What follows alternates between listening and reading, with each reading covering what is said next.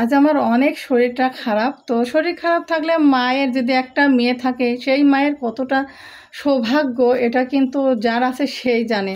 তো মেয়ে রান্না করছে, চলুন সেটা দেখাই। আসসালামু আলাইকুম, সবাই কেমন আছেন? আশা করি সবাই অনেক বেশি ভালো আছেন। আল্লাহর রহমতে আমরা ভালো আছি। আবার তার মধ্যে থেকে শরীরটা খুব খারাপ, মানে সকাল থেকে ঘুম থেকে উঠে পর্যন্ত শরীরটা খারাপ। তারপরেও সংসারের অনেক কাজ, সেই কাজগুলি সামলাচ্ছি। তার মধ্যেও একটু আপনাদের সঙ্গে ভিডিও শেয়ার করছি। তো আজকে সারাদিনের একটু ভিডিওগুলি আপনাদের সঙ্গে একটু শেয়ার করছি। তো ভিডিওর সঙ্গে থাকুন আর দেখতে থাকুন। দেখুন, আমাকে দেখে তো বুঝতে পারছেন নাকি জানি না, আমার শরীরটা খুবই খারাপ আর চোখ মুখ কেমন হয়ে গেছে। তো চলুন মেয়ে কি রান্না করছে সেটা আপনাদের সঙ্গে শেয়ার করি। একটা মায়ের যদি মেয়ে থাকে তার মতো সৌভাগ্য আর দুনিয়াতে কিছুই কিন্তু থাকে না, তাই না? তো আমার মেয়ে বড় হয়ে গেছে, তো আমি রান্না করতে যেতে লাগলাম। মেয়ে বলছে, মা তোমাকে রান্না করা লাগবে না, আমি রান্না করছি। তো মেয়ে রান্না করতেছে, তো আমি বসেছিলাম থাকতে থাকতে মেয়ের সাথে। তো ভাবছি যে মেয়ে কি করছে, যাই দেখি মেয়ে কি রান্না করছে। মেয়েকে বললো যে কি রান্না করা যায় মা তুমি বলো। তো ওকে গরুর মাংস রান্না করতে বলছি, দেখি ও গরুর মাংস রান্না করছে। তো দেখা যাক, চলুন আপনাদেরকে দেখায় ও কী গরুর মাংস রান্না করছে, সেটাই আপনাদের সঙ্গে শেয়ার করব। চলুন। মোনালিসা কি করতেছ আম্মু? রান্না করতেছি। আমি অসুস্থ থাকার জন্য দেখুন আমার মেয়ে রান্না করতেছে। প্রথম গরুর মাংস রান্না করছে, ধোঁয়া উঠতেছে, মাংসের অনেক ধোঁয়া উঠতেছে। আমি এর আগে কখনো গরুর মাংস রান্না করি নাই। আমি রান্না করতে ঠিকই পারি, কিন্তু আমাকে করতে দেয় না। আর এই প্রথম আমি গরুর মাংস রান্না করতেছি।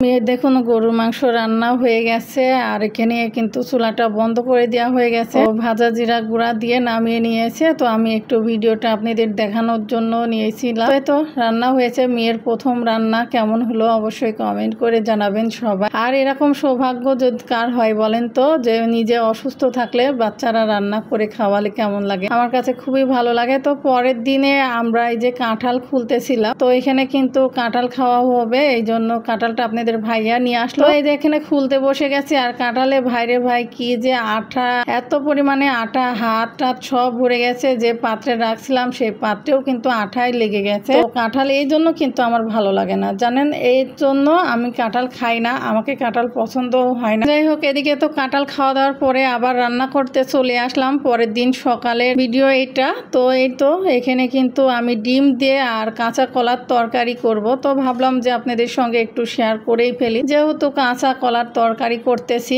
আর কার কেমন লাগে অবশ্যই জানাবেন। আর সারাদিন কিন্তু ভালো লাগছে না, শরীরটা খুবই খারাপ যাচ্ছে, এই জন্য তো আপনাদের সঙ্গে ভাবলাম এইটুকু শেয়ার করাই যায়। তো রান্না করতেছি আর খুবই ব্যস্ত, আর এত পরিমাণে ব্যস্ত আছি কি আর বলবো বলে। সময়টা কিভাবে কেটে যাচ্ছে নিজেও জানি না, খুবই দ্রুতভাবে দিনগুলি চলে যাচ্ছে।